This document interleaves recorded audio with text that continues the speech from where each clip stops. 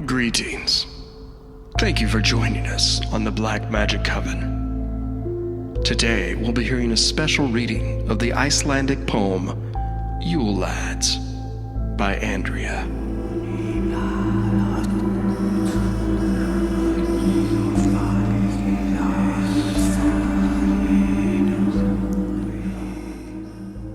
Rather than a visit from Old Saint Nick, children in Iceland are visited by the Yule Lads. Merry but mischievous fellows take turns visiting children on the 13 nights leading up to Christmas. On each of those nights, children place one of their shoes on the windowsill. For good boys and girls, the Yule Lads will leave candy. Naughty children can expect nothing more than a rotted potato.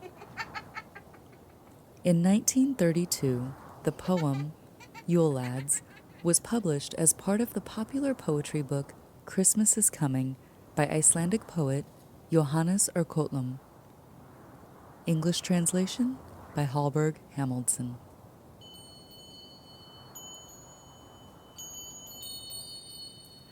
Let me tell the story of the lads of few charms, who once upon a time used to visit our farms. 13 altogether, these gents in their prime, didn't want to irk people all at one time. They came from the mountains, as many of you know, in a long single file to the farmsteads below. Creeping up all stealth, they unlocked the door. The kitchen and the pantry they came looking for. Gryla was their mother. She gave them ogre milk. And the father, Lepaludi, was an loathsome ilk.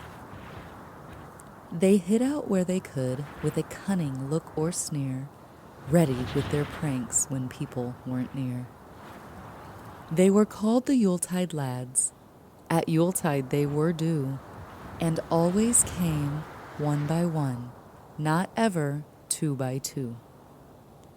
And even when they were seen, they weren't loath to roam and play their tricks, disturbing the peace of the home. The first of them was Sheepcoat Claude. He came stiff as wood to prey upon the farmer's sheep as far as he could. He wished to suck the ewes, but it was no accident. He couldn't. He had stiff knees. Not too convenient. The second was Gully Gawk. Gray his head and mane, he snuck into the cow barn from his craggy ravine.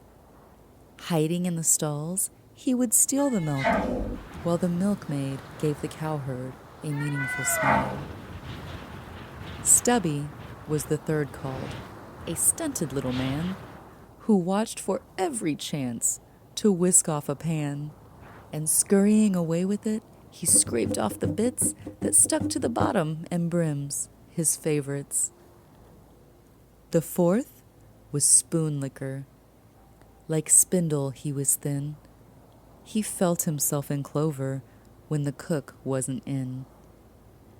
Then, stepping up, he grappled the stirring spoon with glee, holding it with both hands, for it was slippery. Pot Scraper, the fifth one, was a funny sort of chap. When kids were giving scrapings, he'd come to the door and tap. They would rush to see if there really was a guest. Then he hurried to the pot and had a scraping fest. Bowl Licker, the sixth one, was shockingly ill-bred.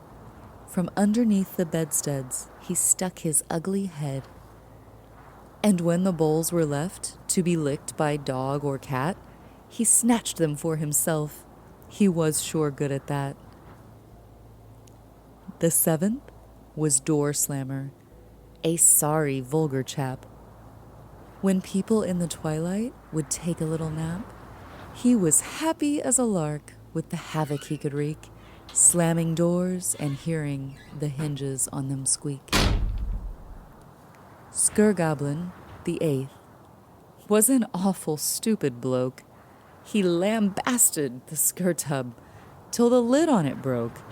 Then he stood there gobbling.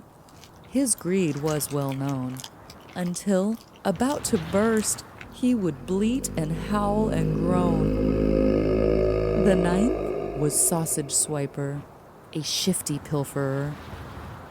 He climbed up to the rafters and raided food from there. Sitting on a crossbeam, in soot and in smoke, he fed himself on sausage fit for gentlefolk. The 10th was Window Peeper, a weird little twit who stepped up to the window and stole a peek through it.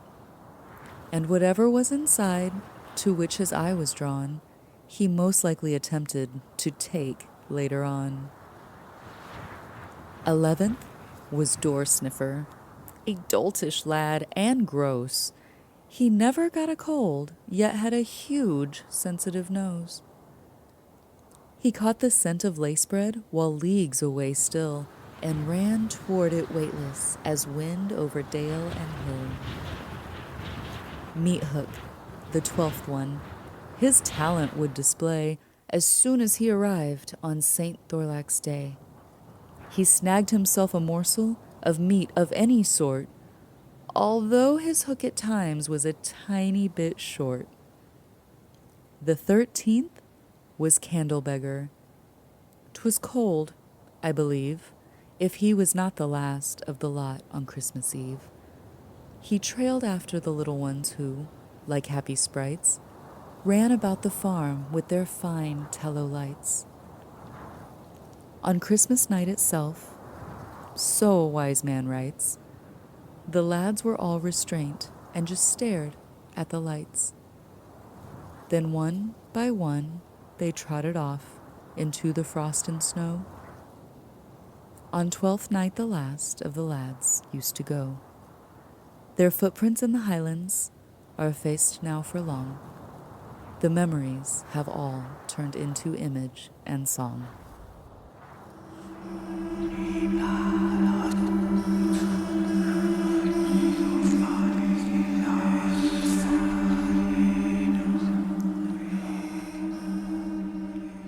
You're listening to a Downright Creepy original on the Crickets Podcast Network.